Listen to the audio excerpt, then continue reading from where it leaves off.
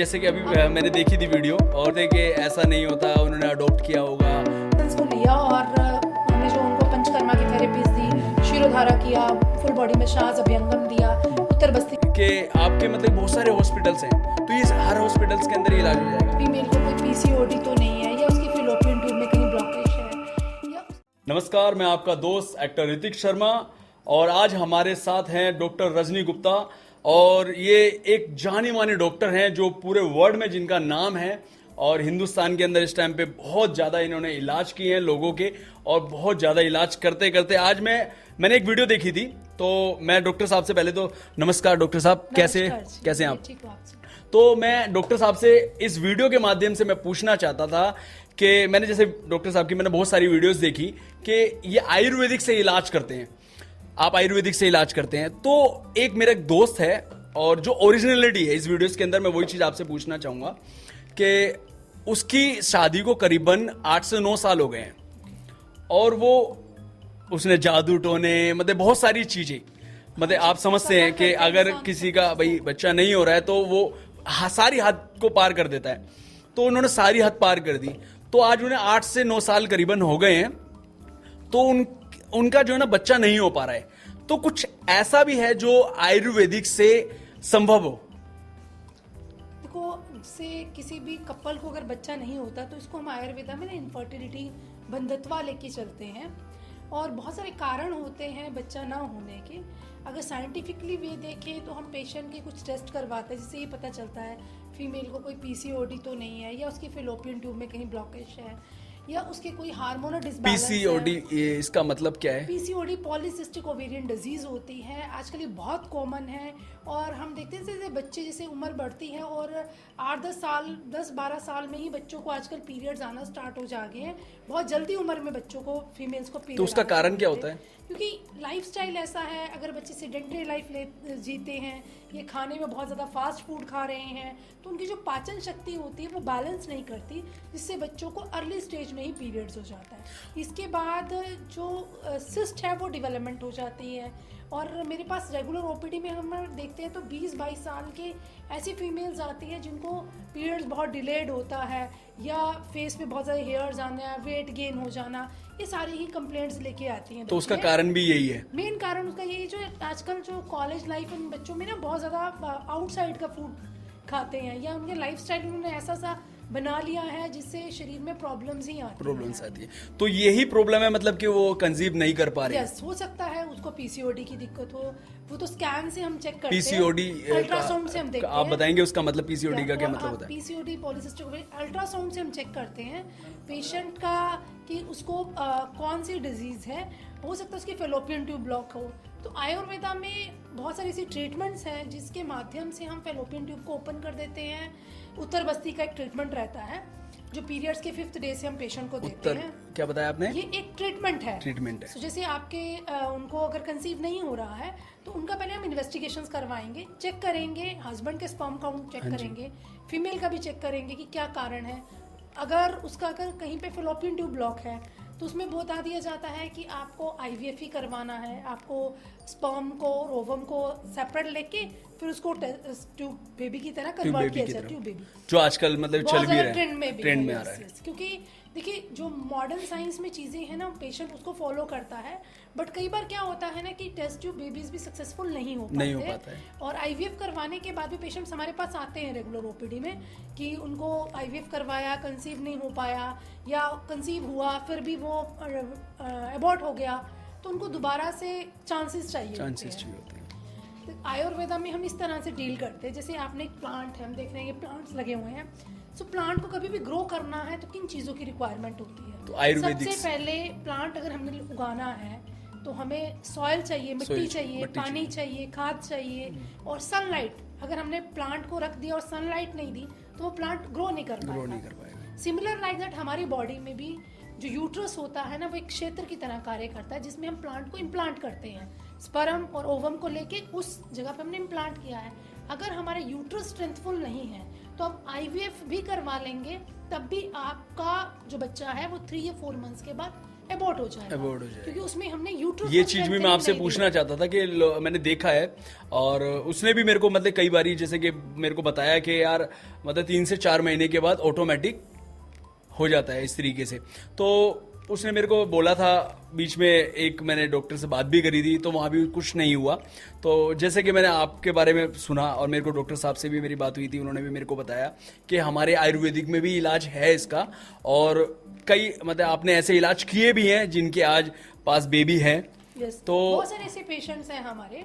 Actually हम जो आयुर्वेदा से करते हैं ना, रूट कॉज को ट्रीट करते हैं। जैसे मैंने प्लांट का बताया ना, तो हम फीमेल को भी प्यूरिफाई करते हैं, मेल को भी प्यूरिफाई करते हैं, ताकि मेल का जो स्पर्म है उसकी क्वालिटी को इंक्रीज किया जा सके, फीमेल के ओवम को अच्छे से उसकी क्वालिटी को इंक्रीज। तो मतलब मर्द से भी कुछ इसका फर्क होता है? डेफिनेटली, क्योंकि अगर स्पर्म काउंट अच्छा नहीं होगा तो कभी भी बेबी कंसीव नहीं हो सकता। कई बार होता है ऐसे कुछ IT वर्कर्स होते हैं, उनका शेड्यूल ही ऐसा है कि रात भर उनके जॉब करनी है, या खाने का टाइमिंग्स उनके स्किप हो जाते हैं, या कोई मार्केटिंग एग्जीक्यूटिव्स की जॉब कर रहे हैं, डे नाइट की ड्यूटी है, टाइमिंग सोने का नहीं है, खाने का नहीं है। तो उसमें क्या होता है कि वो जैसे जैसे एज बढ़ती है मेल की, तो उसकी बॉडी के जो शुक्र धातु होती है वो धीरे धीरे कम होने लग जाती है, या शुक्र की जिसको हम बोलते हैं स्पर्म की जो क्वालिटी होती है वो धीरे धीरे कम हो जाती है। या किसी केमिकल फैक्ट्री में अगर कोई मेल काम कर रहा है तब भी वो सफ़र कर सकता है इस चीज़ से।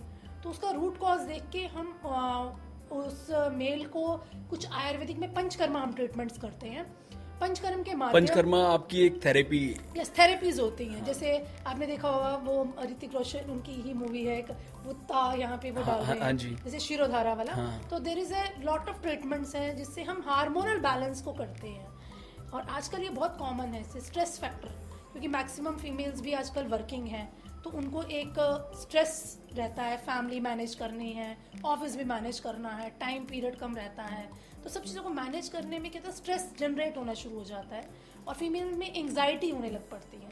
आयुर्वेद में हम इसको बोलते हैं कि रस धातु जो है वो हमारी कम हो रही है। तो उसमें पंचकर्म के माध्यम से हम बैलेंस करते हैं, हार्मोन्स को बैलेंस करके लेके जाते हैं। अगर मॉडर्न साइंस की तरफ भी कोई इनफर्टिलिटी का ट्रीटमेंट लेते हैं तो उसमें रेगुलर क्या होता है ना, हार्मोनल पिल्स दी जाती है, या बहुत सारे इंजेक्शंस लगाए जाते हैं, प्रोजेस्टेरॉन्स के इंजेक्शंस लगाए जाते हैं। तो वो रेगुलर इंजेक्शंस भी अगर कोई फीमेल लेती है तो बाद में वो वेट बहुत ज़्यादा गेन कर लेती है, या समटाइम वो हार्मोनल डिसबैलेंस की वजह से उसको प्रॉब्लम्स हो जाती है। सो यहाँ हम आयुर्वेदा में नेचुरल वे से ट्रीटमेंट करते हैं, जिसमें विदाउट गिविंग एनी हार्मोन्स, हम कोई भी हार्मोनल थेरेपीज नहीं देते। हार्मोन्स थेरेपीज नहीं होती? नो, नॉट एट ऑल, हम बिल्कुल हार्मोन्स। तो आपका इलाज कैसे होता है ये? हम जो इलाज करते हैं, सबसे पहले हम दोनों की ही प्यूरिफिकेशन करते हैं, इंटरनल टॉक्सिन्स को रिलीज करते हैं, जिसमें आयुर्वेद में एक ट्रीटमेंट होता है जिसको विरेचन का ट्रीटमेंट बोला जाता है। कुछ मेडिसिन पिलाते हैं और लूज मोशन करवाते हैं, ताकि उसकी बॉडी में जितने भी हार्मोन्स की वजह से कोई साइड इफेक्ट्स भी हुए हैं उनको हम बाहर निकाल सकें। आफ्टर दैट फीमेल्स में हम उत्तर बस्ती देते हैं, मेल्स में भी उत्तर बस्ती का एक ट्रीटमेंट होता है। ये दो उत्तर बस्ती क्या है, इसके बारे में होता है। दिस इज अ ट्रीटमेंट, ये हमारे पेशेंट्स जो इस चीज़ से सफ़र कर रहे हैं उनको हम एडवाइस करते हैं ये ट्रीटमेंट। और इसमें कुछ मेडिसिन होती है। मतलब किस टाइप का ये मतलब होता है? This is a treatment, day care का ट्रीटमेंट होता है। 20-25 मिनट लगते हैं पेशेंट को, उसकी फुल बॉडी पे हम मेडिकेटेड ऑयल से मसाज। अच्छा, ये भी मतलब थेरेपी टाइप का ही है? This is a therapy and it helps to ये स्पर्म काउंट को भी इंक्रीज करने में हेल्प करती है। और सेकेंडरी फीमेल्स में जिसमें ओवम अंडा नहीं बन रहा है, कई बार फीमेल्स आती हैं कि उनके एग रप्चर ही नहीं होते हैं, एग बनता है पर रप्चर नहीं होता, उस कंडीशन में भी हम इसी ट्रीटमेंट को देते हैं और पेशेंट का अंडा जो है वो फुल फॉर्म्ड होने लगता है, डोमिनेंट एग बनता है, प्रॉपर रप्चर होता है। जैसे अभी कुछ दिन पहले मेरे पास पेशेंट थी जिनको 12 साल से वो सफ़र कर रहे थे इनफर्टिलिटी से, दोनों हस्बैंड वाइफ IT वर्कर्स थे, क्योंकि उनकी जॉब प्रोफाइल ही ऐसी थी कि डे नाइट शिफ्ट्स में उनकी जॉब चलती थी। हाँ जी। तो पहले तो कई बार पेशेंट को ना ये नहीं पता होता है कि कौन से टाइम पीरियड में उनको रिलेशन बिल्ड करना है, तो वो प्रॉपर उनको एजुकेट करते हैं। मतलब इसका भी कुछ एक टाइमिंग्स होता है। आयुर्वेद से हमारे सुश्रुत संहिता एक बुक है जिसमें मेंशन किया गया है 12वीं रात्रि, 12th डे, पीरियड्स के 12वें दिन जो है अगर आप आपस में रिलेशन बिल्ड करते हैं तो वो time is the best time to conceiving, क्योंकि उसमें ओव्यूलेशन स्टार्ट होता है। तो मगर अगर किसी को प्रॉब्लम्स पहले से ही है, तो फिर कैसे होगा? तो वो हम रेक्टिफाई करेंगे ना, जिसकी प्रॉब्लम्स है उसको तो हम इन्वेस्टिगेशंस करवाते हैं। अल्ट्रासाउंड भी बाकी सब इन्वेस्टिगेशंस भी करवाएंगे और साथ में उसकी पूरी हिस्ट्री लेके उसके अकॉर्डिंग हम ट्रीटमेंट प्लान करते हैं। अच्छा, मैं एक चीज़ और आपसे पूछना चाहूँगा, मैंने बहुत से लोगों से सुना भी है और देखा भी है, कुछ लोग आजकल जो जिम वगैरह करते हैं और कुछ अलग अलग मेडिसिन यूज़ करते हैं, तो बताया जाता है कि वो उनको भी ये प्रॉब्लम्स हो जाती है। डेफिनेटली, देखो जिम में जो चीज़ें दी जाती है ना, कई बार आपके हार्मोन्स को इंक्रीज करने के लिए दी जाती है, हाई प्रोटीन आर्टिफिशियल प्रोटीन्स दिए जाते हैं जो बहुत बड़े कंटेनर्स में लोग लड़के खाते हैं to build their body and all. तो उसमें क्या होता है, जब आप ज़्यादा प्रोटीन्स लेते हो और वो बॉडी आपका मेटाबॉलिज्म अगर सही नहीं है तो बॉडी उसको डाइजेस्ट नहीं कर पाती। जब बॉडी इसको डाइजेस्ट नहीं करेगी तो ऑटोमेटिकली जो हमारी नॉर्मल बॉडी हार्मोन्स प्रोड्यूस करती है, जैसे हमारी ब्रेन से हार्मोन सिक्रीट होते हैं, ऑक्सीटोसिन, प्रोजेस्टेरॉन, जो एक्ट करते हैं हमारी ओवरीज के ऊपर। ऐसे ही अगर वो हार्मोन्स प्रॉपर फॉर्मेशंस में नहीं आएंगे तो आप सफर कर सकते हो, इनफर्टिलिटी को सफर कर सकते हो। तो हो सकता है। Yes, definitely. एक चीज मैं आपसे और पूछना चाहूंगा, जैसे कि इसकी कोई एज भी होती है, मैंने अभी जैसे कि सुना है, मैं आपसे बताता हूँ, एक सिद्धू मूसे वाले मतलब बहुत बड़े सिंगर है और अभी उनकी मदर के भी हुआ है, तो मतलब इसको एज का तो इसमें कुछ मैटर नहीं होता है आयुर्वेद में इलाज में कुछ? देखो, स्पर्म जो बनता है ना at the time of the birth से हम सोच लें, टिल जब तक आप इस दुनिया में हो आप स्पर्म प्रोड्यूस कर सकते हो, मेल में स्पर्म बनेगा ही बनेगा। हाँ, और फीमेल में क्या होता है, जब उसको मेनार्चे होता है, पीरियड्स आता है, और जब उसका पीरियड स्टॉप होता है, इसके बीच में ही she can conceive the baby. तो जैसे कि अभी मैंने देखी थी वीडियो और लोग बाग कह रहे थे, जैसे कि अभी उनके सिद्धू मूसे वाले की मॉम जो है उनके हुआ है, तो लोग बाग बोल रहे थे कि ऐसा नहीं होता, उन्होंने अडॉप्ट किया होगा, ये किया होगा, वो किया होगा, तो मतलब कि वो ओरिजिनलिटी है, हो सकती है ओरिजिनलिटी, क्योंकि क्या है, अगर उनको मेनोपॉज नहीं हुआ है तो अगर पीरियड्स आ रहे हैं उनको, तो शी कैन बी कंसीव। तो मतलब इसमें कुछ मैं आपसे एक चीज और पूछना चाहूंगा, जो अभी आपने बोला कि इसमें कुछ उम्र का हिसाब होता है कि पीरियड्स में कि भाई इस उम्र के अंदर एज क्या, जब हमारी यंग एज होती है ना 20 से 30 इयर्स की जो एज होती है, इसमें कंसीविंग के चांसेस बहुत ज़्यादा होते हैं। जैसे जैसे एज बढ़ती है तो हमारी बॉडी के हार्मोन्स, इसको बोलते हैं AMH जो है वो लो होने लग पड़ता है, ये बॉडी की बाकी हार्मोन्स जो है वो कम होने लगते हैं। तो जैसे जैसे एज एक बड़ा फैक्टर है। अगर आप सोचें कि 40 साल के बाद आप कंसीव करना चाहती हैं, तब आप तभी कंसीव कर सकती हैं अगर आपकी बॉडी जो है वो फिट है या आपके दोष धातु जो है वो बैलेंस लेवल में है। अगर नॉर्मली 40 इयर्स के बाद फीमेल्स को कंसीव करने में कई बार बहुत सारी प्रॉब्लम्स आ जाती हैं। तो एज फैक्टर तो है, एज फैक्टर है। तो अब मैं यही चीज़ पूछना चाहूँगा, जैसे कि मेरा दोस्त बहुत ज़्यादा परेशान है और वो बाप नहीं बन पा रहा है और उनकी जो वाइफ माँ नहीं बन पा रही है, तो उनको क्या कराया, मतलब क्या करना पड़ेगा ऐसा जो वो बाप बन सके और वो माँ बन सके? देखिए, अगर किसी भी पेशेंट को अगर ऐसा लगता है कि उनको 10-12 साल हो गए हैं और उन्होंने बहुत सारी इन्वेस्टिगेशंस करवाई हैं, फिर भी वो बच्चे को पैदा नहीं कर पा रही हैं, उनकी गोद सूनी है, परेशान है, तो उसमें सबसे पहले तो ना जो आयुर्वेदिक लाइन ऑफ ट्रीटमेंट्स होता है ना, हम उस पर रेक्टिफाई करते हैं कि पॉजिटिव फैक्टर क्या है। कॉज को समझने के बाद हम उसकी प्रॉपर काउंसलिंग करेंगे पेशेंट की, और उनको टाइम पीरियड्स के बारे में बताएंगे, उनके डाइट में चेंजेस करेंगे, लाइफस्टाइल में चेंजेस करेंगे, और कुछ सिंपल से ट्रीटमेंट्स होते हैं आयुर्वेदा के, वो ट्रीटमेंट्स उनको फॉलो करवाएंगे। और हमारे पास जो अभी तक का रिकॉर्ड है, 80% तक हमारे पास जितने भी पेशेंट्स आते हैं, 80% तक पेशेंट हमारे कंसीव कर जाते हैं। अच्छा, उनको जैसे एक प्रॉब्लम और है, मेरे को जैसे उसने बताया था कि ब्लडिंग की उनको बहुत ज़्यादा दिक्कत रहती है, मतलब किसी भी टाइम ब्लडिंग हो जाती है। देखिए, वो जो दिक्कत है ना, वो हार्मोनल प्रॉब्लम्स होती हैं। कई बार लेडीज ना स्टार्टिंग में तो बैलेंस का कुछ इसमें देखिए क्या होता है ना, कई बार जैसे नई शादी होती है तो कपल चाहते हैं कि वी कैन एंजॉय, तो हमें बच्चा नहीं चाहिए। कई बार लेडीज जो स्टार्टिंग की शादी में ही कॉन्ट्रासेप्टिव पिल्स लेना शुरू कर देती हैं और 2-3 साल कॉन्ट्रासेप्टिव पिल्स पे रहती है कि बच्चा अभी नहीं चाहिए। तो उसमें जब वो कंसीव करना चाहती है ना, तो बोला भगवान भी देखता है ना कि आपने क्या किया, तो उसका आपको रिजल्ट क्या। तो मतलब कि वो सब चीजें यूज नहीं करनी चाहिए, कॉन्ट्रासेप्टिव पिल्स नहीं लेनी चाहिए, क्योंकि कॉन्ट्रासेप्टिव पिल्स में एस्ट्रोजन प्रोजेस्टेरोन हार्मोन्स होते हैं जो बॉडी को डिसबैलेंस कर देते हैं, जिससे क्योंकि हमारी बॉडी में जैसे एक बोलते हैं ना कि पॉजिटिव हार्मोन, ऑक्सीटोसिन को बोला जाता है एक पॉजिटिव हार्मोन्स है। अगर आप कॉन्ट्रासेप्टिव पिल्स लेते हो तो आपने तो अपनी बॉडी को खुद ही उसको डिस्टर्ब कर दिया। तो जब आप चाहोगे कि मैं कंसीव कर लूं, तो वो कैसे अलाउ करेगी बॉडी आपकी?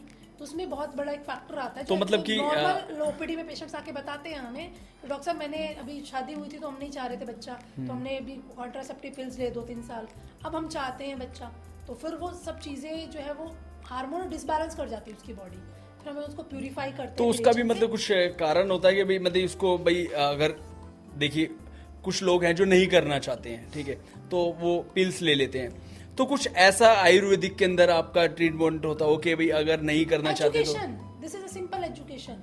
वो हम प्रॉपर पेशेंट को, अगर किसी को ऐसा है कि उनको कॉन्ट्रासेप्टिव्स ही यूज करने हैं, so there is a lot of things जो हमारी रेगुलर वीडियोस में भी आप देख सकते हो, हम एडवाइस करते हैं, एजुकेट करते हैं पर्सन्स को कि किन किन चीज़ों को यूज करके आप इन चीज़ों को, कॉन्ट्रासेप्टिव्स को फॉलो कर सकते हैं, but don't use this injectables of for contraceptives या पिल्स। अगर आपको कंसीव सेकेंडरी इनफर्टिलिटी पे आप नहीं सफ़र करना चाहते, या आप चाहते हो कि आपको बच्चा कंसीव करना है, तो उस कंडीशन में आपको कॉन्ट्रासेप्टिव पिल्स को अवॉइड करना चाहिए।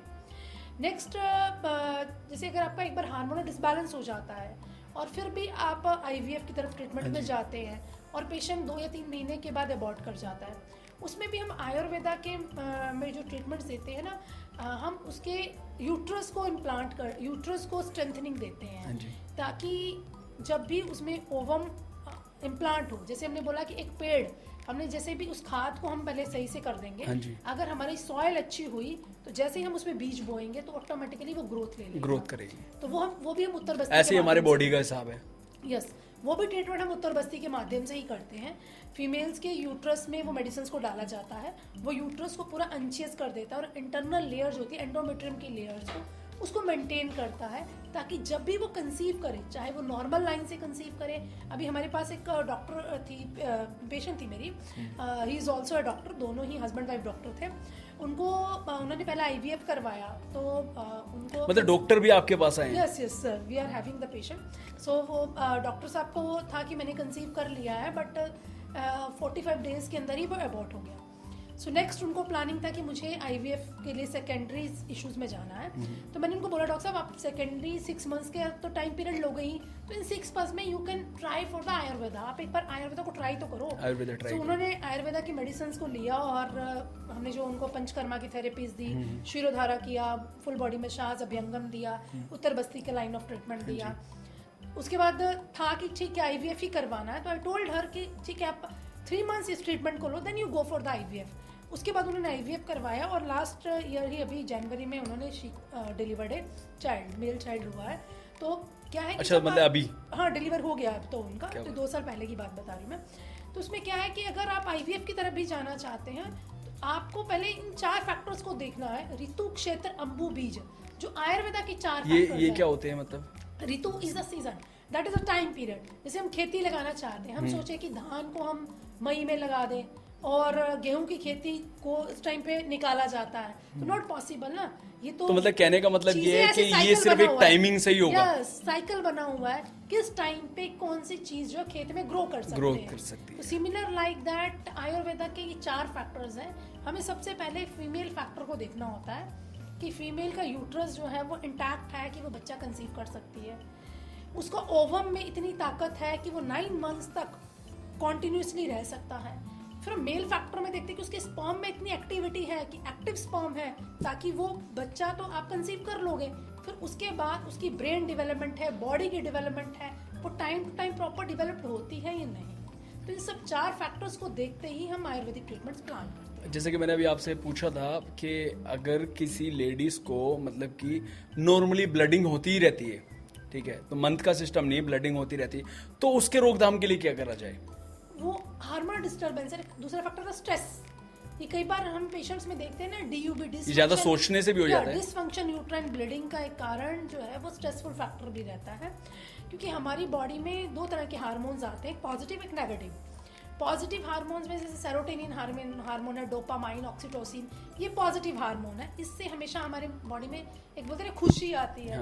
और कुछ फीमेल्स को हम देखते हैं, डोंट माइंड, जैसे कई बताया आफ्टर मैरिज कोई आपके फैमिली में कुछ प्रॉब्लम्स हो गई हैं या कहीं पे कुछ दिक्कत चल रही है तो फीमेल्स हमेशा ना सैड रहती है, उदास रहती है, सोचती रहती है, नेगेटिव थॉट्स आ जाते हैं, तो उसमें क्या है कि नेगेटिव हार्मोन्स की सिक्रीशंस उनमें ज्यादा तो हो ये जाती है। जो ज्यादा सोचते हैं Yes. और जिनके साथ क्लेश ये सब चलता रहता है तो उनको ही प्रॉब्लम्स होती है। जीटीवी पे आता है सास बहू का हाँ, ये हाँ, वो। हाँ। तो वैसे कई फैमिलीज में पेशेंट्स बताती हैं आके। तो ये उस चीज से हो जाता है। डेफिनेटली अगर आप बहुत ज़्यादा स्ट्रेसफुल कंडीशन में हैं या किसी की बातों को अपने मन में लगा लेते हैं, कुछ बोल दिया किसी ने, उसको अपने माइंड में घुमाते रहेंगे, तो वो स्ट्रेसफुल कंडीशन। तो अगर इस बीमारी से बचना है तो सबसे पहले अपने आप को स्ट्रेस रिलीज करना और नेगेटिव नहीं सोचना है। Yes. तो मैंने जैसे कि मैडम से पूछा, मेरे को बहुत अच्छा लगा और मैं आप सबसे भी यही कहना चाहूँगा कि अगर आपको ये प्रॉब्लम है तो आप मैडम से संपर्क कर सकते हैं। आपको मैडम का एड्रेस, मोबाइल नंबर। अच्छा मैडम, मैं एक चीज़ और पूछना चाहूँगा आपसे, जैसे कि आपके मतलब बहुत सारे हॉस्पिटल्स हैं, तो ये हर हॉस्पिटल्स के अंदर ही इलाज हो जाएगा? हाँ जी, हर हॉस्पिटल्स के अंदर इलाज हो जाएगा। हमारा ऑटो सिस्टम है, कोई भी पेशेंट किसी भी हॉस्पिटल को अप्रोच करता है, उसकी सारी रिपोर्ट जो है हमारे सेंटर हॉस्पिटल्स में पहुंच जाती है। तो we are have a group of panel of doctors. हर पेशेंट को हम 1 to 1 उसकी सारी रिपोर्ट्स को समझ के, उसकी सारे प्रॉब्लम्स को समझ के, उसके अकॉर्डिंग ही हमारे डॉक्टर्स उसका ट्रीटमेंट प्लान करते हैं। तो मतलब कहने का मतलब ये है, मैडम ने जैसे बताया कि मतलब बहुत से लोग जाते हैं, कोई जादू टोने में चले जाते हैं और बहुत सारे ट्रीटमेंट कराते हैं, तो ये सब इलाज नहीं हो पाता है। तो मैडम का कहने का मतलब है कि आयुर्वेदा से ये इलाज संभव है। देखो आयुर्वेद 100% है। आज से नहीं है। ये साइंस आप समझते हैं ना कि कितने लाखों साल पुरानी साइंस है, तो इसमें वो जो चीज़ें किताबों में लिखी हैं, लोग अगर उसको इम्प्लीमेंट करते हैं और प्रॉपर वे से करते हैं, उसको सबसे पहले हमें एजुकेट करना है, हमें इस चीज़ को समझना है। जब हम उस चीज़ को समझ के इम्प्लांट करते हैं तो ऑटोमेटिकली इसके रिजल्ट्स हमें मिलते ही हैं। तो इसका इलाज जो है आपने बताया कि भाई संभव है और सब इस तरीके से हो जाता है और आपके सारे हॉस्पिटल्स वगैरह के अंदर होता है। तो अभी तक जो आपने इलाज किए हैं, जैसे कि आपने बताया एक डॉक्टर्स ने भी किया है, इससे पहले भी आपने इलाज किए होंगे, तो बहुत सारे पेशेंट है रेगुलर ओपीडीज में आते हैं, दे आर कंसीविंग, बहुत अच्छे से उनका ट्रीटमेंट्स पेशेंट के हो जाते हैं। तो मतलब एक बारी होने के बाद जब उनका इलाज हो जाता है तो आगे भी प्रॉब्लम होती है या नॉर्मली? ये तो हार्मोन्स के ऊपर डिपेंड हार्मोन्स के ऊपर प्राइमरी, इसके लिए ना इनफर्टिलिटी को हमें देखना पड़ता है। तो अगर सेकेंडरी है, अगर पहली बार ही बच्चा नहीं हो रहा है तो उसके कारण अलग होते हैं। कई बार होता है फीमेल्स पहली बार तो कंसीव कर जाती है, बस सेकेंडरी इनफर्टिलिटी में चली जाती है, दूसरी बार उसको बच्चा कंसीव नहीं होता। तो वो तो हमें पॉजिटिव फैक्टर 1 to 1 पेशेंट्स के ऊपर डिपेंड करता है। तो मतलब कि अगर दोबारा भी अगर प्रॉब्लम होती है तो दोबारा से वही उसी तरीके का इलाज कराना पड़ेगा, उसी तरीके से इलाज होगा। हाँ। और संभव होगा। यस, संभव, इलाज संभव है, वो डिपेंड करता है कि क्या कंडीशन है, उसके अकॉर्डिंग ट्रीटमेंट प्लान किया जाता है। तो ये सारा थेरेपी से ही होगा? हाँ, जिसमें आयुर्वेदिक मेडिसिन भी रहती है, आयुर्वेदिक थेरेपीज भी रहती है, ट्रीटमेंट्स भी रहते हैं। तो कोई ऐसा तो नहीं जैसे ऑपरेशंस वगैरह होता हो इस तरीके का? सर्जिकल मेजरमेंट, सर्जिकल कुछ भी ऐसा है। जैसे हमारे पास पॉलीसिस्टिक ओवेरियन डिजीज के पेशेंट आते हैं, उसमें लोग पहले 1 या 2 बार ऑपरेशन करवा के आए होते हैं। हाँ, वही चीज। देखो जो मेन हम आयुर्वेद में देखते हैं, मेन कारण क्या है? कारण क्या है? हमारी बॉडी में गांठ बनने का कारण ही कफ है। कफ है। अगर आपकी बॉडी कफज प्रकृति की, 3 प्रकृति होती है, वात पित्तन कफ, अगर आपकी बॉडी कफज प्रकृति की है और आपको बार बार गांठ बन रही है बच्चेदानी के अंदर, या हम बोल सकते हैं कि यूट्रस में आपका फाइब्रॉइड यूट्रस हो रहा है या ओवरीज के अंदर सिस्ट की डेवलपमेंट हो रही है, सो दैट उसके पीछे पॉजिटिव फैक्टर्स क्या है, हम कॉज को देखेंगे, उसके अकॉर्डिंग हम ट्रीटमेंट उसके अकॉर्डिंग होता है। तो इलाज संभव है। अगर आपको भी ये प्रॉब्लम है, किसी भी बहन को या किसी भी भाई को अगर ये प्रॉब्लम है, तो आप मैडम से मिल सकते हैं आके, और ये बेस्ट डॉक्टर है मेरे हिसाब से, जितना मैंने देखा है। देखिए मैंने डॉक्टर साहब जो हैं, इनके हस्बैंड हैं डॉक्टर मैडम के, तो उनसे भी इलाज वगैरह मैंने बहुत सारे लोगों का करवाया है। और सबसे बड़ी बात, यहाँ इलाज आपके कार्ड से भी हो जाता है, इंश्योरेंस कार्ड से भी हो जाता है, इंश्योरेंस कार्ड से भी हो जाता है। और मैडम के जो हॉस्पिटल्स हैं ऑल ओवर इंडिया के अंदर हॉस्पिटल्स हैं, और संभव है इसके अंदर। देखिए लोग बाग करोड़ों रुपया खर्च देते हैं, किसके लिए? एक बच्चे के लिए। तो यहाँ तो पैसा भी नहीं लगना आपको इतना, और इलाज भी अच्छे से हो जाना है। तो मैं यही कहूँगा कि आप एक बारी आएँ और मैडम से मिलें, और मिलने के बाद आपको 101% मेरे हिसाब से, और बाकी तो देखिए ऊपर वाले के हाथ में होता है। और डॉक्टर कहते हैं ना कि डॉक्टर को भी एक दर्जा दिया जाता है खुदा का, क्योंकि उन्हीं के हाथ में सब कुछ होता है और एक ऊपर वाले के हाथ में होता है। तो मैं आप सबसे यही कहना चाहूंगा कि अगर किसी को भी ये प्रॉब्लम है तो मैडम से आके मिलिए और अपना इलाज कराइए। And thank you so much madam, बहुत अच्छा लगा आपने टाइम दिया। और जितने भी दर्शक हैं आप देख रहे हैं इस वीडियो को, तो ज़्यादा से ज़्यादा शेयर कीजिएगा। हो सकता है कि आपके एक शेयर के वजह से किसी की जिंदगी बन जाए। तो नीचे दिए हुए नंबर और एड्रेस से आप संपर्क कर सकते हैं मैडम से। Thank you sir.